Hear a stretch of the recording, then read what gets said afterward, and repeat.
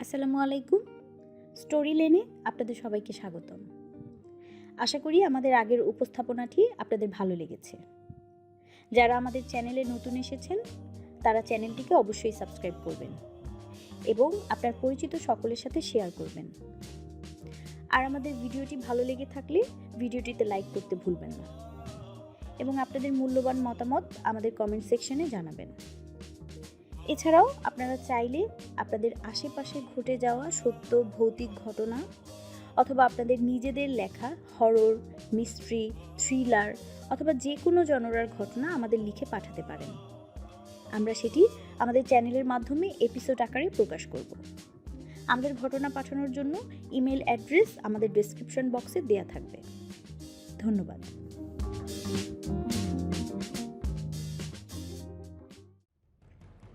আপনাদের জন্য আমাদের আজকের উপস্থাপনা আমেরিকার বিখ্যাত লেখক জে অ্যানসনের পৃথিবী বিখ্যাত উপন্যাস দি অ্যামিটাভিল হরর।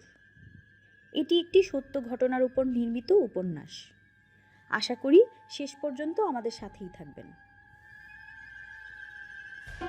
10ই জানুয়ারি, শনিবার সকাল। হুট করেই বেজায় ঘাবড়ে গিয়ে মাকে ফোন করে বসলো ক্যাথি। মা, তুমি এখনই আমাদের এখানে চলে এসো, এখনই। কি হয়েছে ক্যাথি? অবাক হলেন মিসেস কর্নাস। কি হয়েছে সেটা ফোনে বলে বোঝাতে পারবো না, প্রায় কেঁদে ফেলল ক্যাথি। তুমি এসো, দয়া করে একবার এসো। অবশেষে একটা ট্যাক্সি ভাড়া করে ইস্ট প্যাভিলিয়ন থেকে অ্যামিটাভিলে এলেন জোয়ান কর্নাস। দরজাটা জর্জি খুলল। মা, গম্ভীর মুখে বলল সে। ক্যাথি ওপরে আছে, আপনি সোজা দোতলায় চলে যান। তারপর খাবার ঘরে এসে বাচ্চাদের নাস্তা খেতে দিল। কোনো একটা কারণে সে নিজেও বিব্রত। তোমরা খেয়ে নাও, আর শোনো, ওপরে যেও না, তোমাদের নানি এসেছেন। আস্তে করে বলল সে। আমি ওপরে যাচ্ছি, কেমন? আচ্ছা বাবা, উত্তর দিল ড্যাডি। মাথা নিচু করে নাস্তা খেতে লাগলো ওরা। সকাল থেকে বেশ চুপচাপ সবাই। কাল রাতের পর থেকেই ওদের এই অবস্থা। তবে হ্যাঁ, কেউই ঠান্ডা লেগে অসুস্থ হয়ে পড়েনি। শোবার ঘরে ঢুকে জর্জ দেখল যে মিসেস কর্নাস ক্যাথির দিকে ঝুঁকে বসে আছেন। বিছানায় খোলা বাথরুমের ওপর নগ্ন হয়ে শুয়ে আছে ক্যাথি। ওর যোনির একটু উপর থেকে স্তনের নিচ পর্যন্ত লাল একটা দাগ, কেমন যেন দগদগে। বেশ ভালো করে হাত দিয়ে জায়গাটা দেখছেন ওর মা। মনে হচ্ছে যেন কেউ লোহার শিক গরম করে ওকে ছ্যাঁকা দিয়েছে। স্তনের একদম নিচে হাত পড়তেই চেঁচিয়ে উঠলেন মিসেস কর্নাস। এত গরম কেন এই জায়গাটা? আমার আঙ্গুল পুড়ে গেল রীতিমতো। বলেছিলাম না, সাবধানে দেখো। বিরক্ত হলো ক্যাথি। জর্জও এমন ছ্যাঁকা খেয়েছে। জর্জের দিকে তাকালেন ক্যাথির মা। ক্যাথি ঠিকই বলেছে, মাথা নাড়ল জর্জ। খানিকটা মলম লাগাতে গেছিলাম, কিন্তু এমন ছ্যাঁকা খেলাম, বাবারে বাবা। ডাক্তার ডেকেছো বাবা?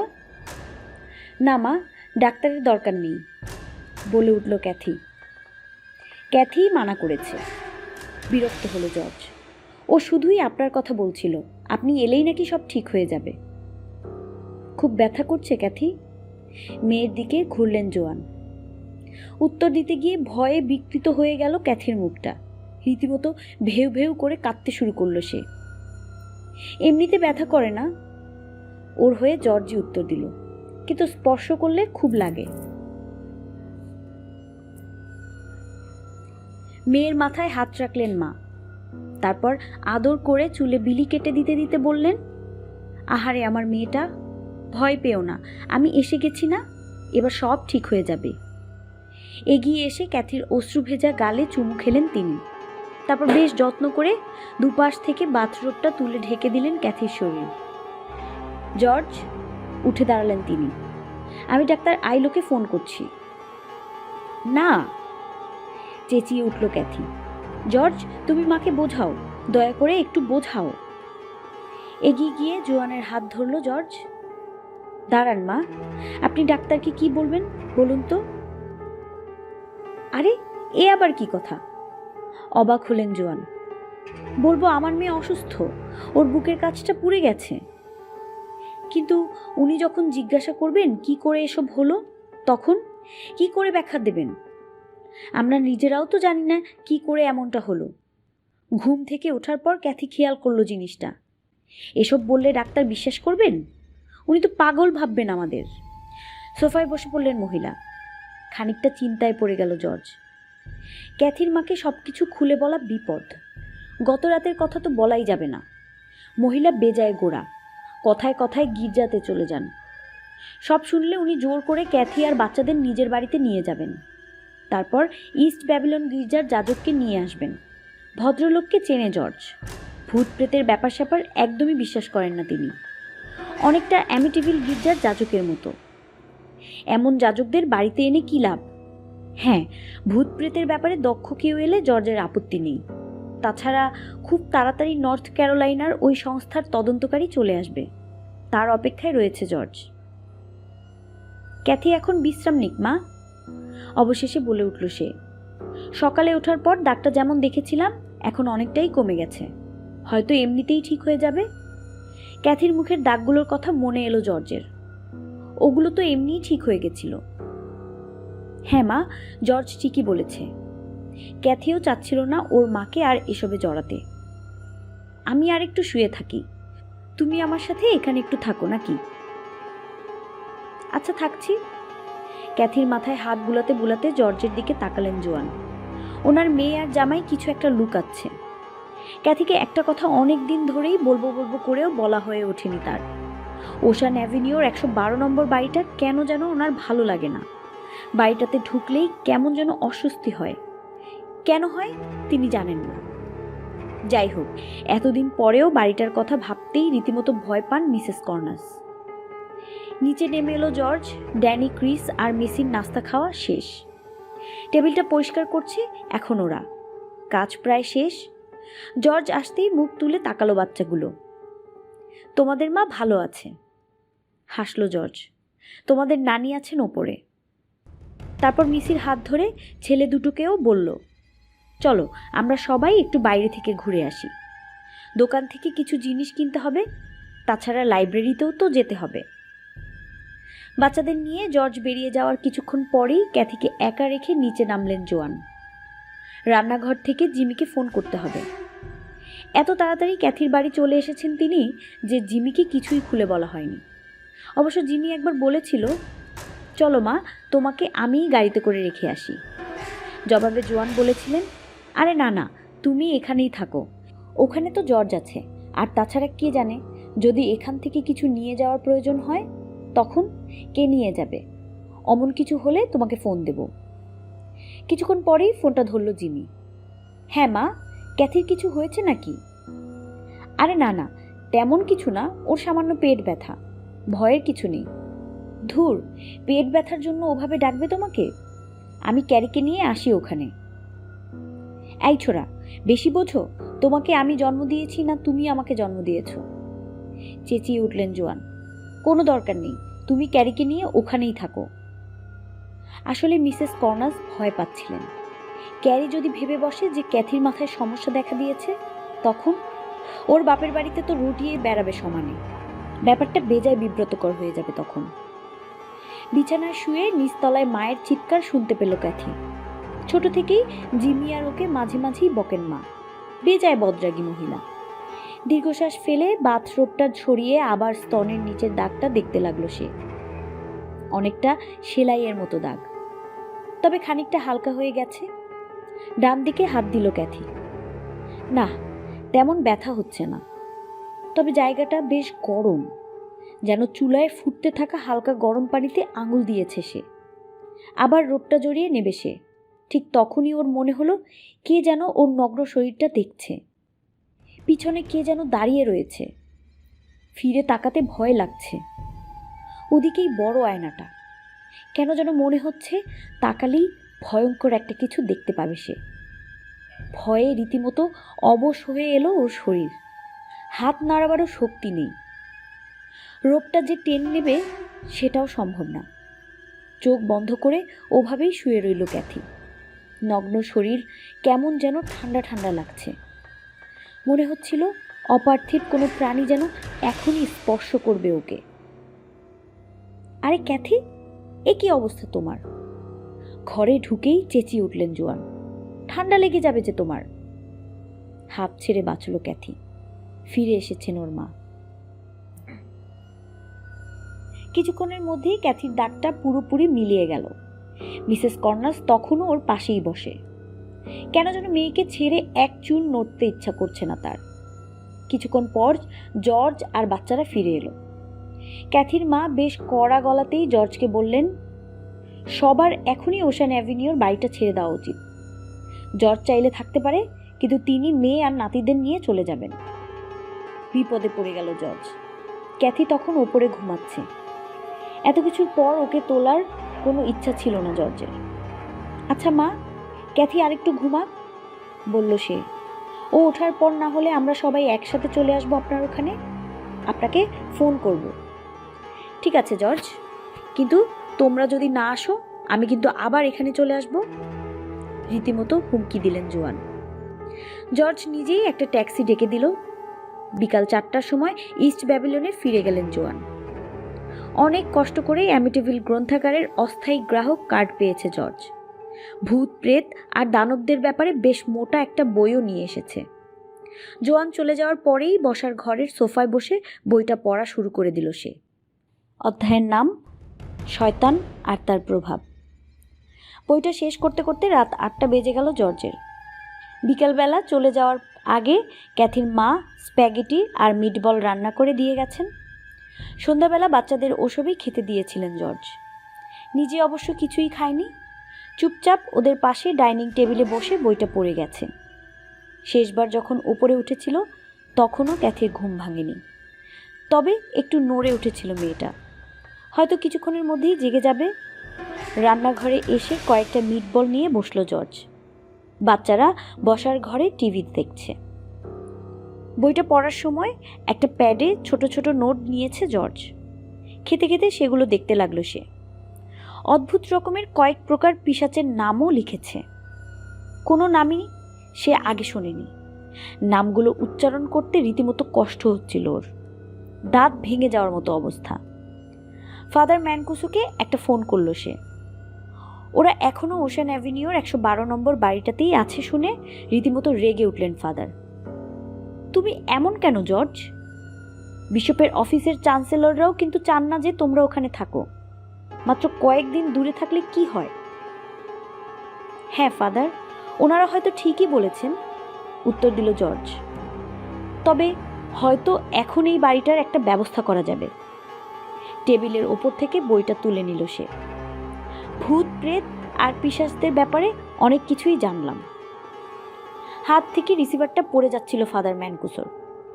বাড়িটার অশুভ প্রভাবে জর্জের সংসার শেষ হতে বসেছে, আর ও এই সময়ে বাড়ি না ছেড়ে ফাদারকে ফোন দিয়েছে ভূত প্রেতের ব্যাপারে জ্ঞান জাহির করতে।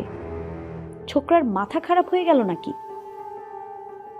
কিছু বিশেষ উপায় আছে বলে চলল জর্জ। একটা বইয়ে পড়লাম, পিশাচদের নাম 3 বার উচ্চারণ করে ওদের ডাকতে হয়। কিছু বিশেষ আচার অনুষ্ঠানের মাধ্যমে ওদের মানুষের পৃথিবীতে নিয়ে আসা যায়। ইস্কারণ, ম্যাডেস্টি, এগুলো সব পিশাচদের নাম ফাদার।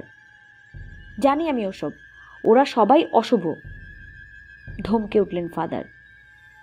তারপর আছে ইসাবো, এরোজ, এরোজ, ধুর উচ্চারণই করতে পারছি না, এরোজ ল্যান্ডেইড, ও একজন নারী, কালো জাদুর রানী। আর এজলেন্ডার। জর্জ, চেঁচিয়ে উঠলেন ফাদার, ঈশ্বরের দোহাই, এসব নাম উচ্চারণ করো না, কখনো না, জীবনেও না। কেন ফাদার? বিরক্ত হলো জর্জ। বইতেই তো লেখা আছে এসব। ওপাশ থেকে অদ্ভুত একটা আর্তনাদ শুনতে পেল জর্জ। কিছুক্ষণ ধরে একটানা ক্লিক ক্লিক শব্দ, তারপরেই ফোনটা কেটে গেল। রিসিভার ধরে চুপচাপ দাঁড়িয়ে রইল জর্জ। ফাদার ম্যানকুসো কি বিরক্ত হয়ে ফোনটা রেখে দিলেন নাকি? আর ওই সংস্থার তদন্তকারী লোকটার কি খবর? ও এলো না কেন? মা ফোন করেছিলেন নাকি? পিছনে ঘুরল জর্জ। দরজার কাছে যে কখন ক্যাথি এসে দাঁড়িয়েছে তা সে বুঝতেই পারেনি। বাথরোব ছেড়ে চুল আছড়ে ব্লাউজ আর সোয়েটার পরেছে সে। মুখটা কেমন যেন লালচে দেখাচ্ছে ওর। আরে সোনা, এগিয়ে গেল জর্জ। এখন কেমন লাগছে? খুব ভালো হয়েছে? সোয়েটারটা একটু তুলে নাভির ওপরটা দেখালো ক্যাথি। দেখো, দাগটা আর নেই। পেটে হাত বুলালো সে। একেবারেই হাওয়া হয়ে গেছে। একটা চেয়ারে বসে পড়ল। বাচ্চারা কই? ওরা টিভি দেখছে। ক্যাথির হাত ধরল জর্জ। তোমার মাকে ফোন করবে? হ্যাঁ, করি ফোন। মাথা নাড়ল ক্যাথি। কেন যেন বেজায় আরাম লাগছে ওর। পুরোপুরি যৌন তৃপ্তি পাওয়ার পর যেমনটা লাগে, অনেকটা তেমন। ঘুমের মধ্যে কয়েকবার ওর মনে হয়েছিল যেন পাশে কেউ শুয়ে আছে। ওই লোকটা জর্জ ছিল না। এরপর অদ্ভুত কয়েকটা স্বপ্ন হানা দিয়েছে ওর ঘুমের মধ্যে। অচেনা একটা লোকের সাথে সঙ্গম করছিল সে ওখানে। মায়ের নম্বরে ফোন করলো ক্যাথি। বসার ঘরে বাচ্চাদের কাছে চলে গেল জর্জ। তখনই মেঘের গর্জন শুনতে পেল সে।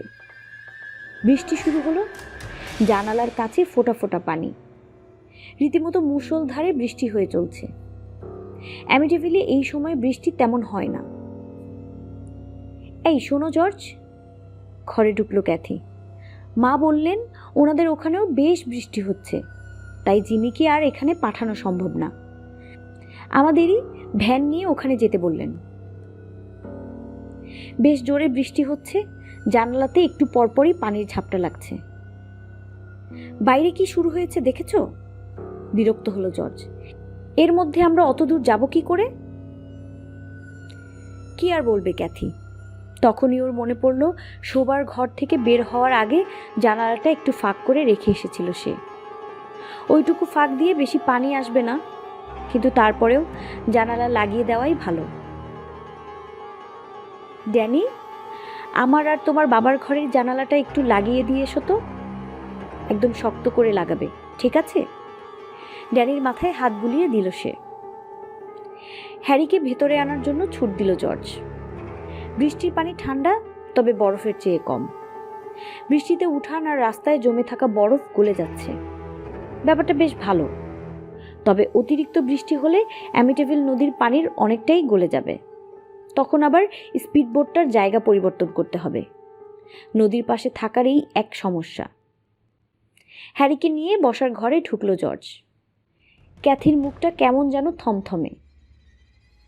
ঠিক তখনই দোতলা থেকে ভেসে এলো ড্যানির চিৎকার। কোনো কারণে যেন ব্যথা পেয়েছে ছেলেটা। সাথে সাথে সিঁড়ি দিয়ে উপরে ছুটল ক্যাথি, ওর পিছে পিছে জর্জ। ঘরের জানালার সামনে দাঁড়িয়ে আছে ড্যানি। ওর ডান হাতের আঙুলগুলো দরজার পাল্লার নিচে চাপা পড়েছে, আর ডান হাত দিয়ে কাঠের ভারী পাল্লাটাকে তোলার আপ্রাণ চেষ্টা করে যাচ্ছে সে। হে ঈশ্বর! চেঁচিয়ে উঠে প্রায় অজ্ঞানী হয়ে যাচ্ছিল ক্যাথি। শরত, এখন ঢঙের সময় না।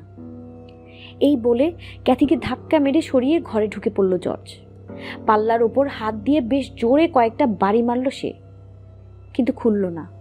বরং বাড়ির কারণে জানালা কেঁপে উঠে আরও ব্যথা পেতে লাগলো ড্যানি। রাগে প্রায় মাথা খারাপ হয়ে এলো জর্জের। কুত্তার বাচ্চারা! অদৃশ্য কারো উদ্দেশ্যে চেঁচিয়ে উঠল সে। তোরা কি ভাবিস ছোট বাচ্চাদের কষ্ট দিয়ে আমার হাত থেকে বেঁচে যাবি? হুট করেই জানালার পাল্লাটার নিজে থেকেই কয়েক ইঞ্চি উপরে উঠে গেল। ছাড়া পেয়ে হাফ ছেড়ে বাঁচল ড্যানি। মা, আমাকে বাঁচাও! জখম আঙ্গুলগুলোকে ধরে কেঁদে ফেলল ড্যানি। আহারে বাছা আমার!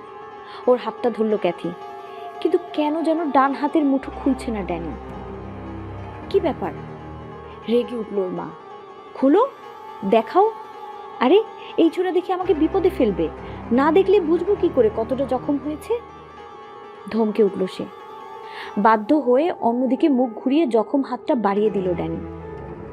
আঙ্গুলের অবস্থা দেখে ভয়ে আর্তনাদ করে উঠল ক্যাথি।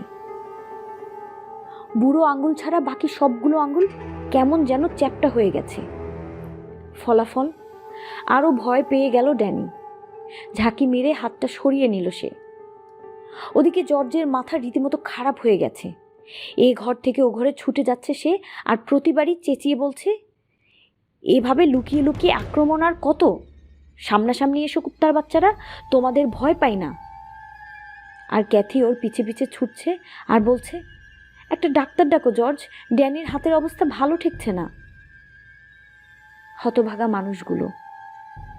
ওশান অ্যাভিনিউর 112 নম্বর বাড়িটার ভেতরেও ঝড়, বাইরেও ঝড়। কিছুক্ষণ ছুটাছুটির পর জর্জের মাথা ঠান্ডা হয়ে এলো। ঠিকই তো বলেছে ক্যাথি, ড্যানির হাত ডাক্তারকে দেখাতেই হবে। তাড়াতাড়ি রান্নাঘরে গিয়ে ক্যাথিদের পারিবারিক চিকিৎসক ডাক্তার জন আইলোকে ফোন দিল সে, কিন্তু ফোনের লাইন কাজ করছে না। পরে জানা গেছিল ঝড়ের কারণে টেলিফোন লাইনের একটা পোল পড়ে যাওয়ার কারণে ওই অঞ্চলের সবার ফোন ডেড হয়ে গেছিল। জর্জের বুঝতে বাকি রইল না যে ঝড়ের মধ্যে ওই অশুভ বাড়িটাতে ওরা আটকা পড়েছে।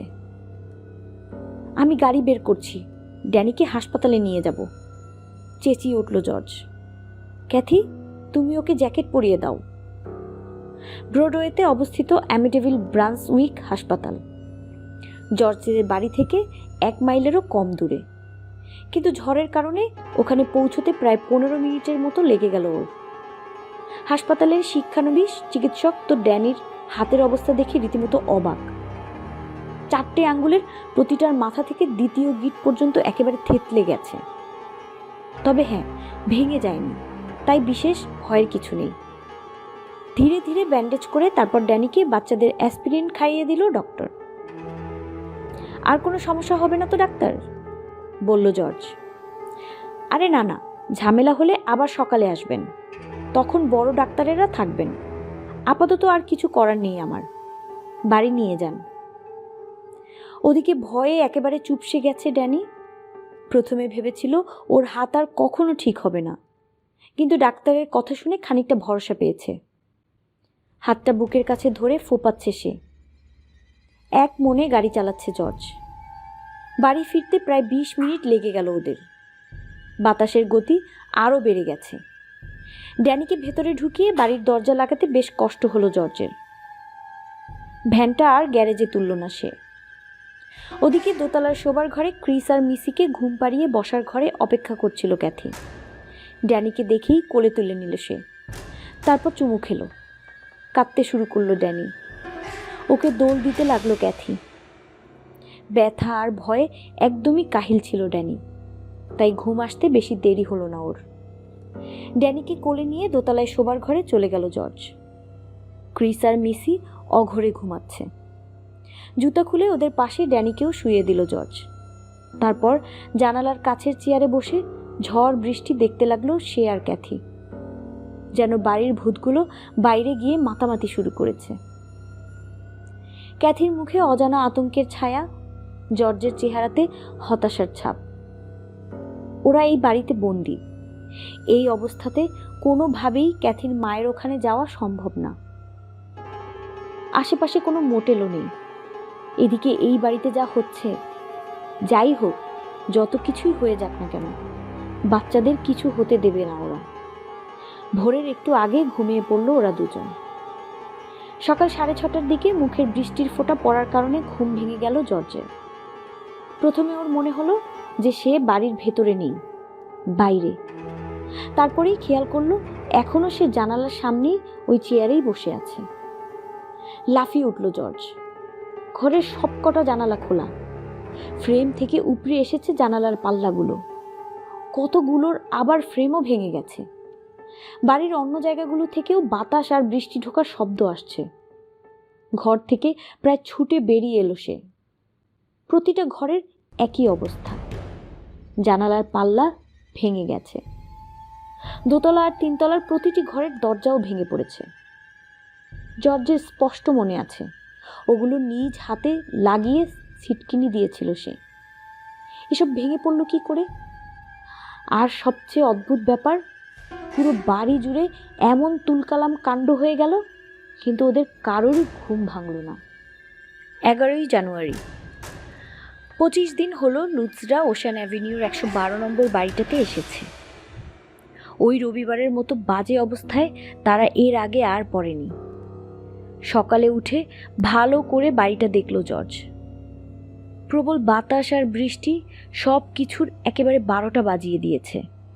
বৃষ্টির পানিতে দেওয়াল, পর্দা, গালিচা, আসবাবপত্র সব কিছুই ভিজে গেছে। 1 তলা থেকে 3 তলা সবখানেই একই অবস্থা।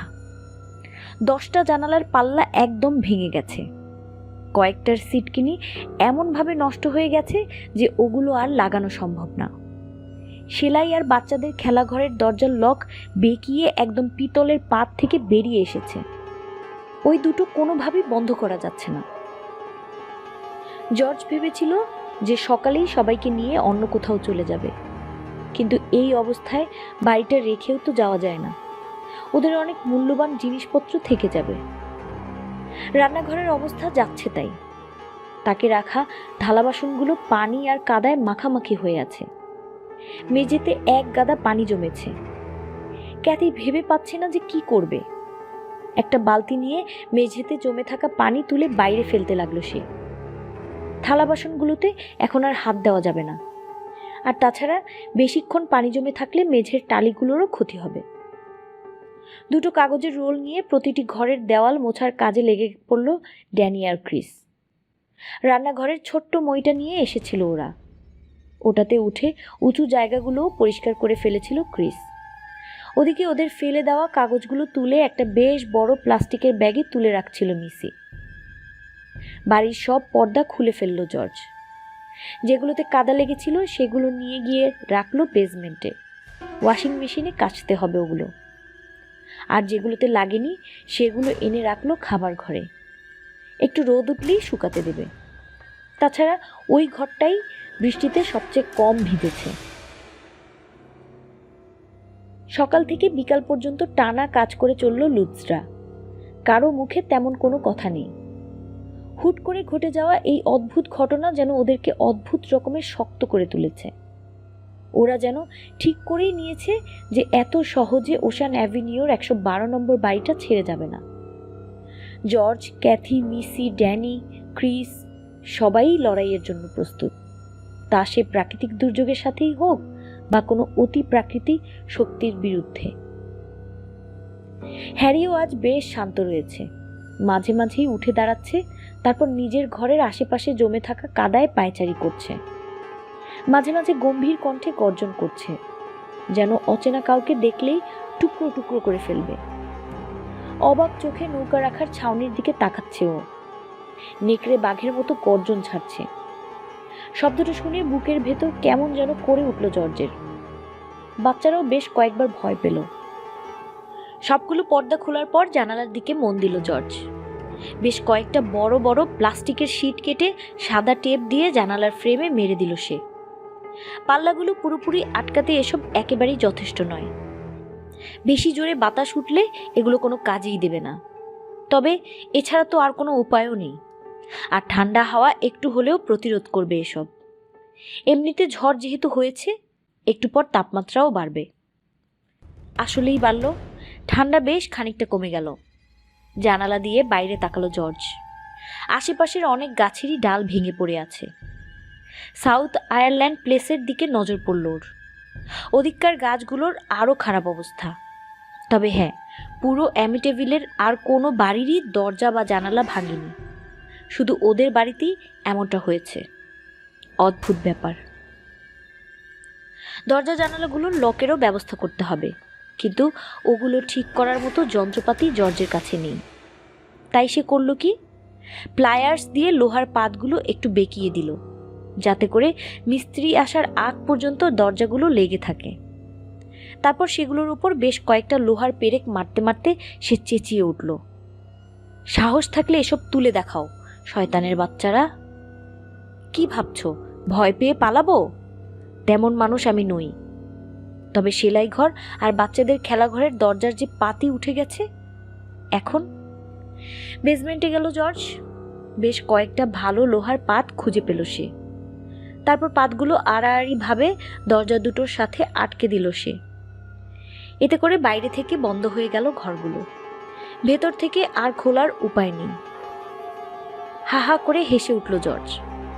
শয়তানের বাচ্চারা, এবার দেখব তোরা বের হোস কি করে। অবশেষে তদন্তকারী জর্জ কেকোরিসের ফোন এলো। সে জানালো যে জর্জদের বাড়িতে একটা রাত কাটাতে চায় ও। তবে সমস্যা হলো যে ওর কাছে কোনো যন্ত্রপাতি নেই। তাই নর্থ ক্যারোলাইনার ওই প্রতিষ্ঠানের পক্ষ থেকে আনুষ্ঠানিকভাবে ও আসছে এমনটা ধরা যাবে না, ব্যক্তিগত উদ্যোগই বলা যায়। তবে ওর দৃঢ় বিশ্বাস এক রাত থাকলেই ও বুঝতে পারবে যে বাড়িটার সমস্যা আসলে কি। ব্যাপার না, হাসলো জর্জ। আপনি আসুন তো, অনেকেই আমাদের কথা বিশ্বাস করছে না। আপনি যদি কিছু দেখেন তাহলে এটা প্রমাণ হবে যে ব্যাপারগুলো আমার আর ক্যাথির কল্পনা নয়। আপনি কি অদ্ভুত কিছু অনুভব করেন? অদ্ভুত বলতে অনেক কিছুই তো মনে হয়। আচ্ছা, আমি আসি, তারপর দেখছি। আপনার বাড়িতে কি কোনো কুকুর আছে? আছে তো, হ্যারি। বাড়ি পাহারা দিতে বেশ ভালোই অভ্যস্ত ও। বেশ বেশ, কুকুররা আবার এসব ব্যাপার বেশ ভালো বুঝতে পারে। ফোনটা রেখে দিল জর্জ। অবশেষে কেউ তো আসছে। দুপুর 3টার দিকে রকভিল সেন্টারের বিশপের অফিস থেকে বের হলেন ফাদার রায়ান। ফাদার ম্যানকুসোকে নিয়ে বেশ চিন্তিত তিনি। বিশপের অফিসের চ্যান্সেলর হিসেবে পুরো রাজ্যের সব রেক্টরিগুলোর খোঁজ রাখা ওনার দায়িত্ব। লং আইল্যান্ডের সেক্রেড হার্ট রেক্টরিতে খুব তাড়াতাড়িই পৌঁছে গেলেন তিনি।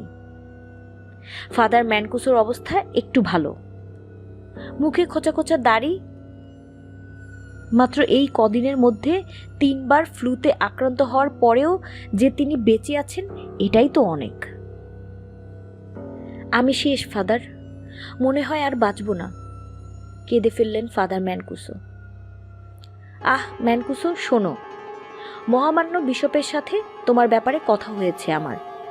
উনি নিশ্চিত নন যে কোনো প্রেতাত্মার কুদৃষ্টির কারণে তোমার এই অবস্থা। হয়তো লুৎজের নিয়ে মানসিক চাপে আছো তুমি, তাই এমনটা হচ্ছে। বিশ্বাস করুন ফাদার, ওই বাড়িতে খারাপ কিছু একটা আছে। আপনি দয়া করে কাউকে পাঠান, নইলে আমিও বাঁচব না। লুৎজদেরও ওরা ছাড়বে না। দয়া করুন, নইলে সর্বনাশ হয়ে যাবে। দরকার হলে আমিও যাব। আমরা আর চাচ্ছি না যে ওই বাড়িতে তুমি যাও। তবে মহামান্য বিশপের তরফ থেকে যদি কোনো প্রতিনিধি ওখানে যান, তবে তার সাথে তুমি যেতে চাইলে আমরা আপত্তি করব না। চিন্তায় পড়ে গেলেন ফাদার। মুখ ফসকে একটু বেশিই বলে ফেলেছেন তিনি। বিশপের প্রতিনিধির সাথেও ওই বাড়িতে যাওয়ার ইচ্ছা নেই তার। উনি যেতে না চাইলে চ্যান্সেলররাও জোর করতে পারবেন না অবশ্য। কিন্তু জর্জদের নিয়ে খুব চিন্তা হচ্ছে ওনার। আবার ওই বাড়ির কথা ভাবলেও ভয় করছে। আচ্ছা ফাদার, দীর্ঘশ্বাস ফেললেন ফাদার ম্যানকুসো। এক কাজ করুন, আমাকে একটু মহামান্য বিশপের সাথে কথা বলাতে পারবেন? ওনার সাথে আমি বাড়িটা নিয়ে কথা বলতে চাই, নইলে আর চলছে না। আচ্ছা, আমি অফিসে ফিরে যাচ্ছি। বিশপের সাথে আমার আজকে দেখা হওয়ার সম্ভাবনা রয়েছে, তখন তোমাকে ফোন করব।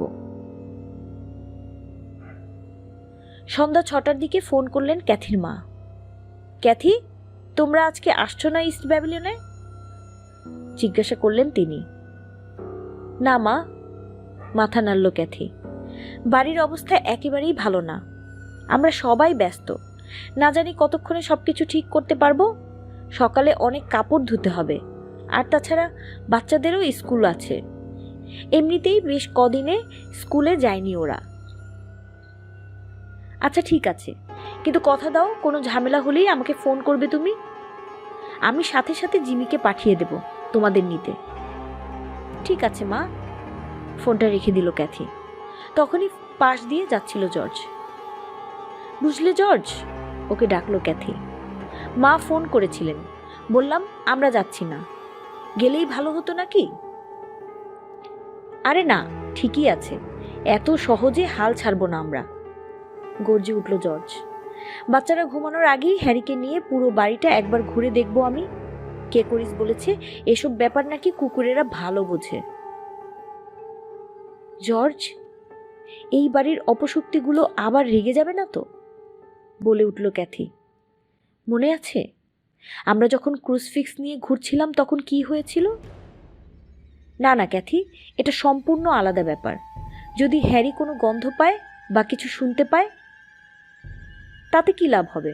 আমরা কি ভূতেদের সাথে লড়তে পারবো? হ্যারিকে দেখে মনে হচ্ছিল বেশ রেগে আছে কুকুরটা, সুযোগ পেলেই কাউকে কামড়ে দেবে। কি খবর হ্যারি? হাসলো জর্জ। চলো দেখি বাড়িতে অদ্ভুত কিছু পাওয়া যায় নাকি। হ্যারির বাঁধন খুলে দিল জর্জ, শক্ত করে ধরল দড়িটা। তারপর বাড়ির এদিক সেদিক ঘুরতে লাগলো ওরা। বেসমেন্টে নেমে কেমন যেন অদ্ভুতভাবে ডেকে উঠল কুকুরটা। তারপর অস্থিরভাবে কয়েক জায়গা শুকলো, দেওয়ালে খামচে দিল। কিন্তু লাল ঘরের সামনের সেই দেওয়াল আলমারিটার সামনে এসে কিছুক্ষণ চুপ করে দাঁড়িয়ে রইল সে। তারপর বাতাস শুকে লেজটা দুই পায়ের ফাঁকে ঢুকিয়ে পিছিয়ে এলো, যেন খুব ভয় পাচ্ছে।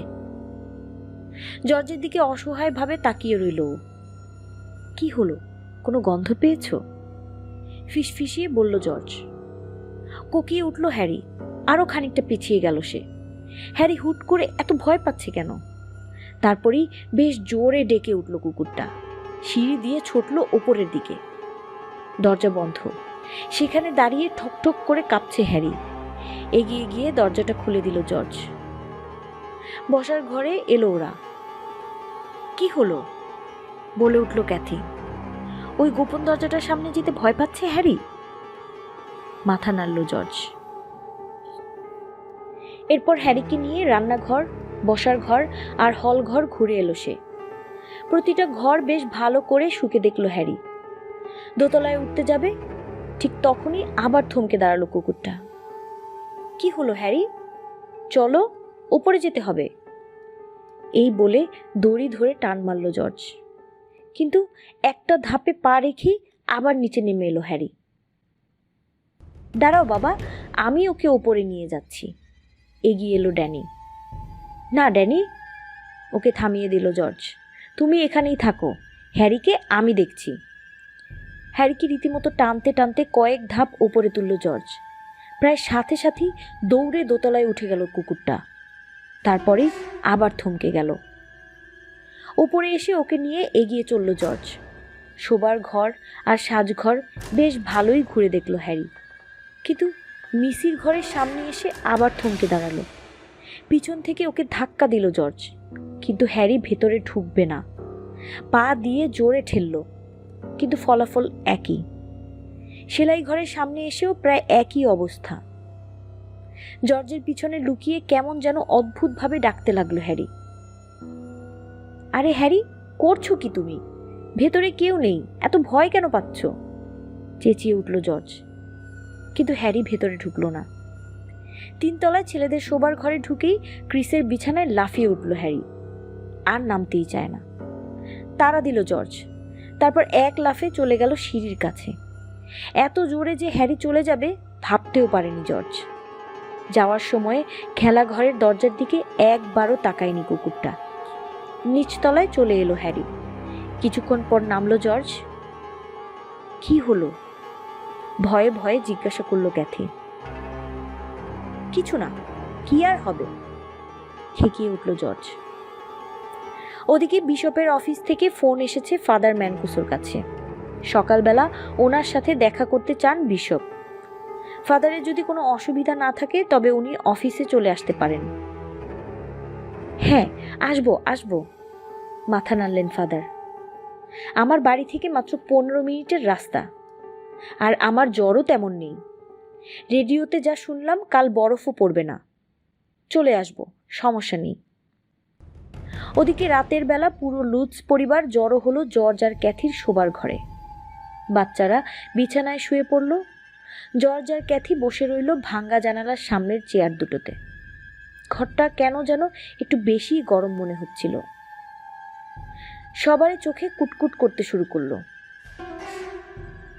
জর্জ আর ক্যাথি ভাবল সারাদিন পরিশ্রম আর দুশ্চিন্তার কারণে এমনটা হচ্ছে। একে একে সবাই ঘুমিয়ে পড়তে লাগলো। প্রথমে মিসি, তারপর ক্রিস, ড্যানি, ক্যাথি আর সবার শেষে জর্জ। কিন্তু কিছুক্ষণ পরেই জর্জকে ঝাঁকিয়ে ওর ঘুম ভাঙালো ক্যাথি। অবাক হলো জর্জ। ওরা সবাই দাঁড়িয়ে আছে ওর চেয়ারের সামনে। ওদের চোখে পানি। হলো কি তোমাদের? ঘুম জড়ানো কণ্ঠে প্রশ্ন করল সে। তুমি ঘুমের মধ্যে চিৎকার করছিলে জর্জ, শব্দ করে কেঁদে উঠল ক্যাথি। আমরা অনেক চেষ্টা করেও তোমাকে জাগাতে পারছিলাম না। হ্যাঁ বাবা, বলল মিসি, মা অনেক ভয় পেয়েছে, আমরাও। তাই নাকি?